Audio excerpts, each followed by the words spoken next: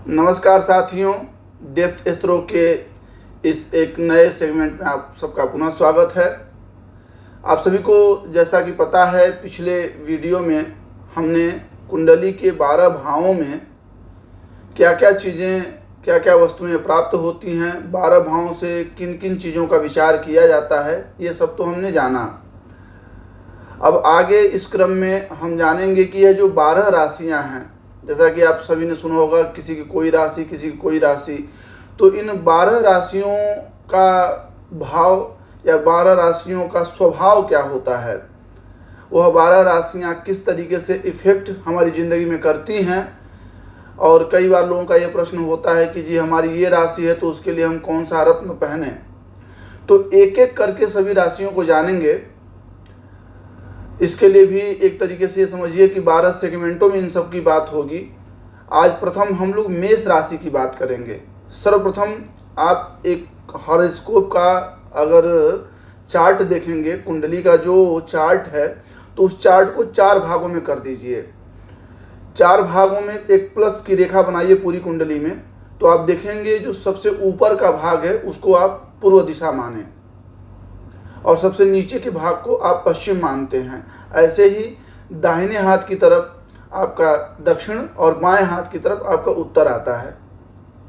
तो जो 12 भावों में जो 3 भाव हैं, यानी पहला, दूसरा और तीसरा, यह आपके जन्म के समय से लेकर के, यानी जब आप पैदा हुए तब से लेकर के, और बचपन कैसा रहेगा, 5 साल 10 साल तक की अवस्थाओं का ज्ञान इससे होता है।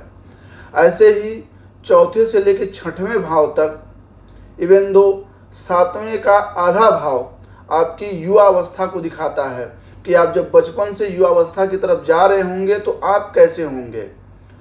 फिर 7वें के आधे भाव से लेकर के 9वें के आधे भाव तक का भाव जो है वो किशोरावस्था या प्रौढ़ावस्था, उसी बीच में किशोर से लेकर के प्रौढ़, यानी कि युवा से लेकर के और मैच्योरिटी तक का समय देखा जाता है।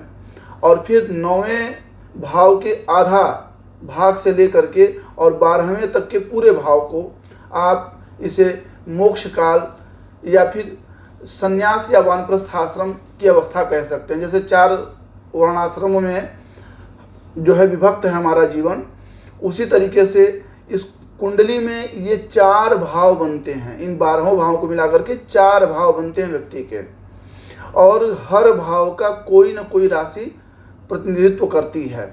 सबसे पहली बात यह जान लें कि यह डिसाइड कैसे होता है कि पहले भाव में कौन सी राशि है। आपने देखा होगा कि जब कुंडली में पहले भाव में जो नंबर लिखा होता है वो नंबर राशियों का नंबर होता है। अगर 4 लिखा है तो वो कर्क राशि है, 5 लिखा है तो वो सिंह राशि है, तो वो राशियों का नंबर होता है। और अगर पहले भाव में 4 नंबर आया तो फिर उससे आगे बढ़ेंगे, 4, 5, 6, 7 ऐसे कर करके आगे बढ़ेंगे। 12 के बाद पुनः 1, 2, 3 शुरू हो जाएगा।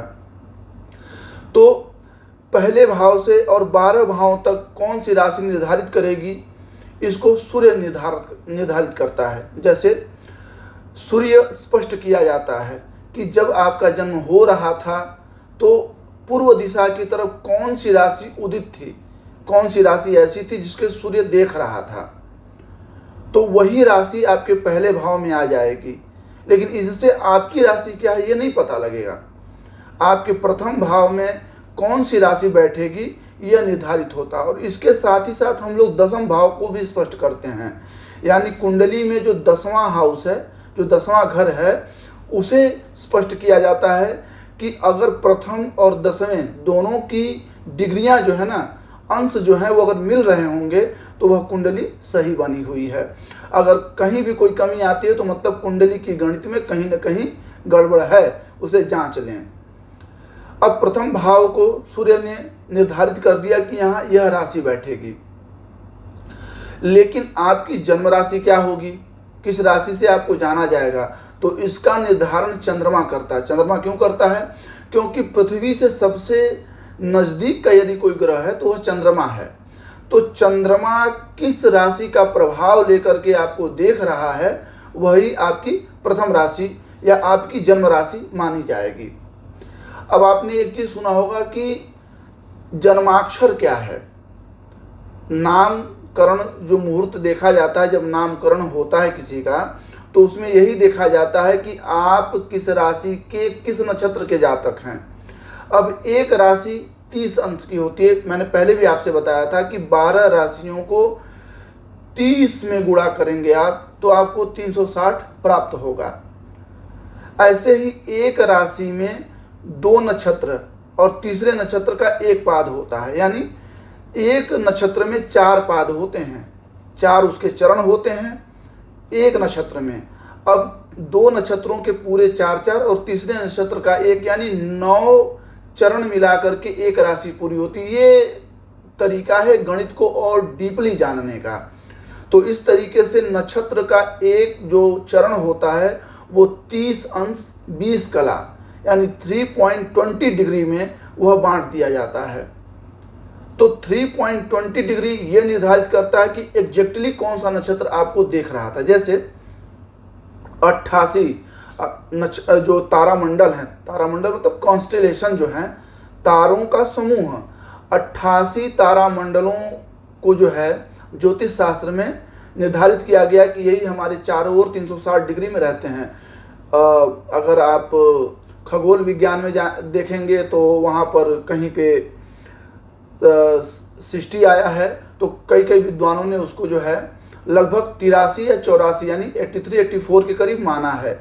लेकिन जो ज्योतिष शास्त्र है वो 88 तारा नक्षत्रों को जो है वो मानता है।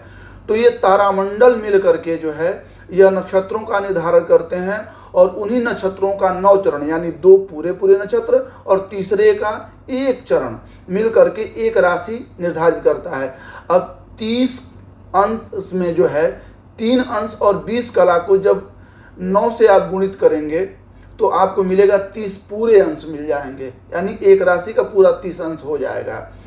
तो उस एक चरण में कौन सा एक ऐसा चरण था जो चंद्रमा के एकदम सीध में पड़ता था जब आपका जन्म हो रहा था, तो उसी से आपका नामकरण कर दिया जाता है कि जी आपके नाम का अक्षर यह है, इससे आप चाहे जो भी नाम रख लें।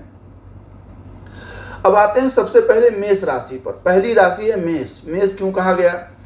क्योंकि 8 तारामंडल यानी 8 कॉन्स्टेलेशन मिल करके एक मेष की आकृति का जो है समूह बनाते हैं लगभग 30 डिग्री में, 0 से लेकर के और 30 डिग्री तक के नक्षत्रों में वह एक समूह बनाते हैं और उसको कहते हैं मेष राशि। मेष का अर्थ ही होता है बकरी या भेड़ जैसा कोई स्वरूप।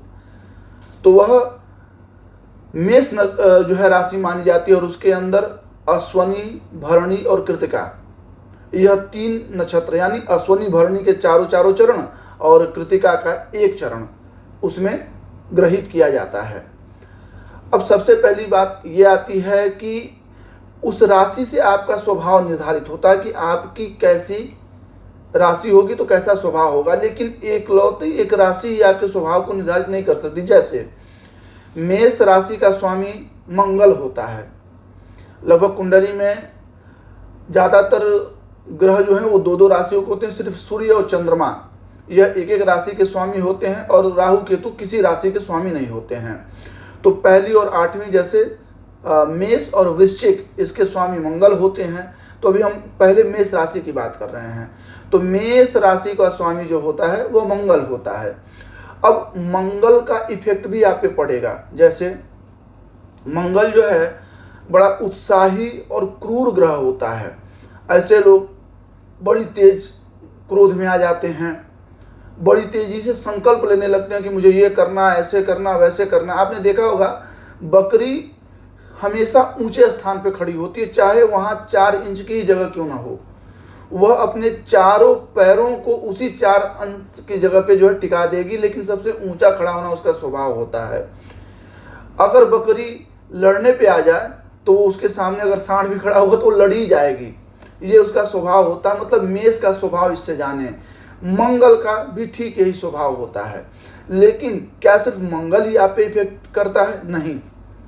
कई बार होता है ना कि आप जैसे कौन सी हम अंगूठी पहने, तो मंगल की अंगूठी या मंगल का जो रत्न है ना वो है मूंगा। तो क्या मूंगा से सब बात हो जाएगी? नहीं, क्योंकि मैंने आपको पहले बताया कि इस राशि के अंतर्गत 3 नक्षत्र आते हैं। जैसे अश्वनी, भरणी और कृतिका का एक चरण। अब जो अश्वनी है उसके स्वामी केतु हैं, भरणी के स्वामी शुक्र हैं और कृतिका के चारों चरणों के स्वामी जो हैं वह सूर्य हैं, लेकिन यहाँ एक ही चरण लिया जा रहा है। तो आप ये मान के चलें कि मंगल के साथ साथ केतु, शुक्र और सूर्य, इन चारों का प्रभाव जो है आपके जीवन में देखने आपको मिलेगा। ये चारों ग्रह में किसका अंश कितना ज़्यादा है उसी अनुसार जो है आपको ये बताया जाता है कि आप कैसी अंगूठी पहने या किस दिशा में आपका भाग्योदय होगा। जैसे मंगल स्वभावतः जो है क्रोधी स्वभाव का है, तो कहा जाता है कि ऐसे लोग अगर सेना में जाएं, खास करके एयरफोर्स में अगर ऐसे लोग ट्राई करते हैं, या फिर वह कंप्यूटर संबंधी, जिसको आप संगणना कहते हैं, और कंप्यूटर संबंधी चीज़ों में या इंजीनियरिंग किसी भी प्रकार का करें तो उसमें उनको काफ़ी सफलता मिलती है। लेकिन सेना का भाव मंगल का सबसे मुख्य भाव होता है। लेकिन साथ ही साथ ये भी देखना होगा कि इनकी दिशा कहाँ बली है। अब देखिए कौन सा ग्रह किस दशा में बली होता है यह भी देखना पड़ता है। साथ ही साथ राशियाँ किस दिशा में बली होती हैं। जैसे मेष है और मेष का स्वामी मंगल है, तो जब वह दशम, यानी जैसे कि मैंने बताया 4 भाग अगर आपने कुंडली का किया तो जो उत्तर दिशा है बाएं साइड में लगभग 10वां भाव, अगर मंगल की राशि यानी मेष वहाँ पर बैठा हुआ है और संयोगांत मंगल की दृष्टि उस पर पड़ रही है, मंगल भी वहीं स्वग्रही होकर के बैठा हुआ है, तो मंगल बहुत ज़्यादा प्रभावशाली आपकी कुंडली में रहेगा।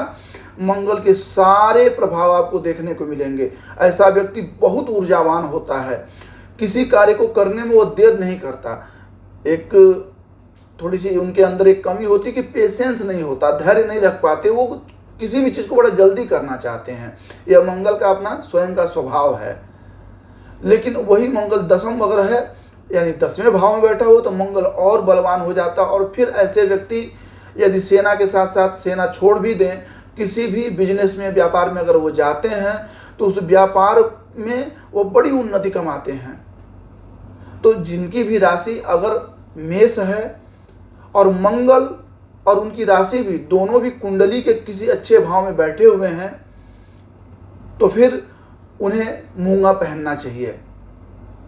अब पहले से लेकर के और आप 6ठे और 7वें भाव तक आएंगे, यानी पूर्व से दक्षिण उत्तर दिशा होते हुए अगर पश्चिम को आप आएंगे तो इन कहीं भी जगहों पर अगर सूर्य बैठा है तो सूर्य ताकतवर नहीं होता है।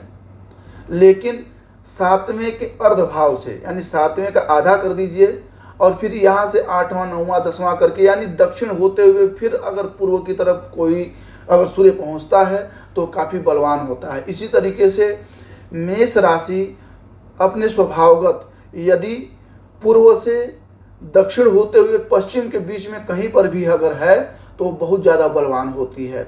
और अगर उसको मंगल देख भी रहा हो तो मंगल अपने पूरे 100% प्रभाव आपके ऊपर छोड़ता है। तो यदि किसी की भी राशि मेष है यानी जिस राशि में चंद्रमा बैठा वही आपकी राशि होती है और कुंडली में नंबर लिखे होते हैं तो उसी नंबर के अनुसार आपकी राशि निर्धारित होती है। तो मेष राशि जो है के भी जो भी जातक हैं उनके लिए मूंगा काफ़ी श्रेयस्कर होता है। हनुमान जी की पूजा करना काफ़ी श्रेयस्कर होता है क्योंकि मंगल ही उनके जीवन में किसी भी प्रकार का मंगल ले करके आता है। तो आज हमने प्रथम मेष राशि की बात की। इसी तरीके से क्रमशः हम आगे भी वृष, कन्या इत्यादि राशियों के विषय में जानेंगे। यदि ये सेगमेंट आपको पसंद आ रहा है तो प्लीज़ इसको लाइक करें, सब्सक्राइब करें, ज़्यादा से ज़्यादा तक लोगों को शेयर करें ताकि हमारी रीच बढ़ सके। नमस्कार।